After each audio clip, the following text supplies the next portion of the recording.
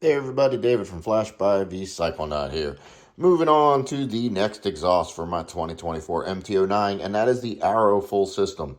And this is one of the few systems that has come out that is designed for the 24. And why that's significant is it has two O2 sensor bungs for European people. Here in the United States, that really doesn't matter. But what I do like is that it has a bung farther down.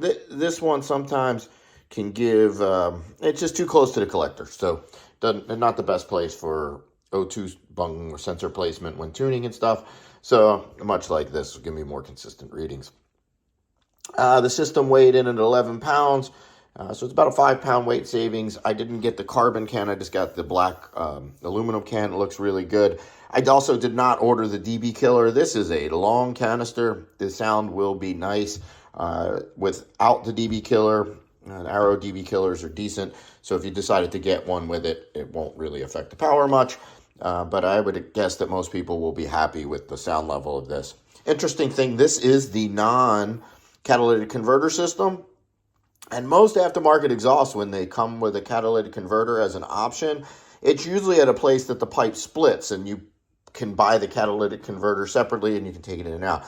In this area is where the catalytic converter would be, but there is no catalytic converter in it. But you would, if you get the catalytic converter system, it's just going to be in the pipe. You're not going to be able to take it in and out. It's got a nice matte carbon guard that's going to go here. It's got some nice crossover tubes. This is going to bolt to the rear foot pegs. That's what this bracket is for. So this will, it should bolt up pretty nice. Sound good. Got nice instructions, all the gear, 202 extenders. So I will get this bolted up and do my normal testing with it. I've always liked Arrow systems in the past. Their quality is good. If you look at the welds, they're nice and clean. And it's just a good looking exhaust and good quality. Most exhausts, if you've been following my testing, they're all pretty close in power. So I don't expect this one to make a bunch less or a bunch more, but I will have specific mapping for it because the header design is unique for it. So let's get some number, get it installed, see if I run into anything, and I'll get the sound levels and horsepower levels and do some street tuning, get some videos and stuff. The Arrow exhaust went on as expected with no hiccups. And for a longer can system, I think it looks really clean. It really fits close to the bike, in line with it. You look at everything, I like it. So like all the systems I install, if you've watched my videos, you know what's coming next. We install it loosely and then tighten from the back of the bike forward. So that gives us, so we don't have any alignment issues. So it's about the end of the day today. It's still a little wet out. So over the next couple of days, this is going to start off with the stock Airbox testing with it. And then we'll move on to the DNA stage 2 filter. So with the weather the way it is this time of the year, it'll probably take me a week or so. But we will get it done. So it looks nice. Getting ready to do my data logging rides. I actually got a 50-degree day in December in the Pacific Northwest, and it's not raining, so good stuff. One of the things I wanted to call out, I was able to put my wideband with an adapter in the back bung, but if you're in the United States and you buy this exhaust, you're going to need a bung cap. I sell them on my website, but if you buy the exhaust from me, I'll include it because they didn't include anything to cover the other bung with. So it's got 2 bungs, and we only got one O2 sensor to fill the hole. So we end up with an extra hole if you don't have one of those. So just wanted to call that out. And we'll get some data logging done today.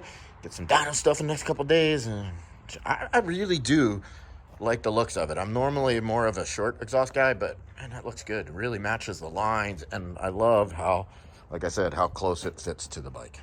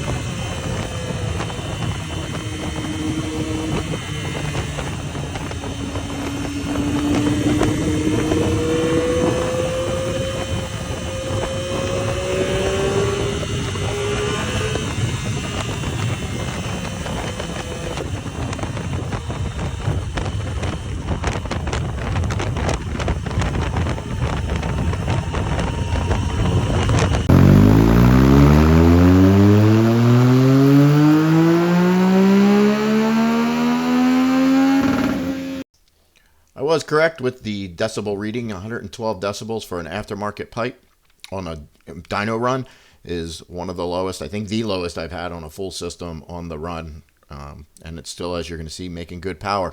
So here's what my 24 MT09 made stock. This is what I got when I bolted up the Arrow exhaust with no tuning, just the stock ECU.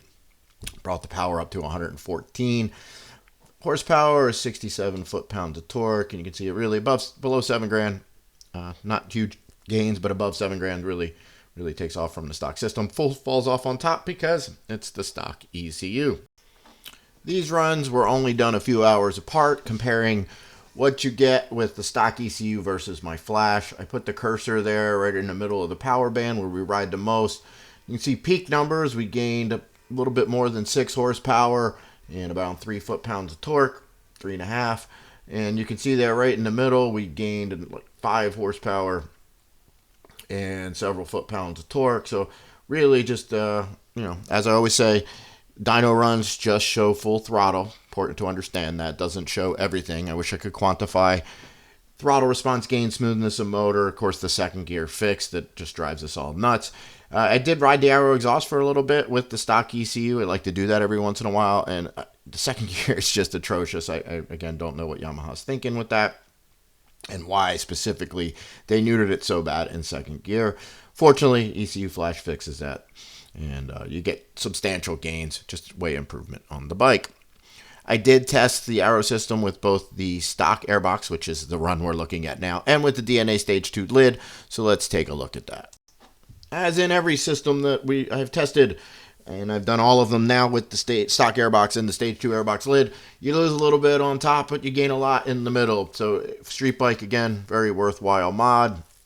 You can see almost 4 horsepower and 3 foot-pounds of torque right there in the middle where we ride the most, with only approximately a horsepower gain, a loss, from 8,000 RPMs to about 10,000 RPMs. So I think fair trade for a street bike for sure. Another number that I'm 120.5 with the stock Airbox, 119.5 with the DNA Stage 2 lid. Again, putting out numbers like I did with my 21 when they were fully tuned.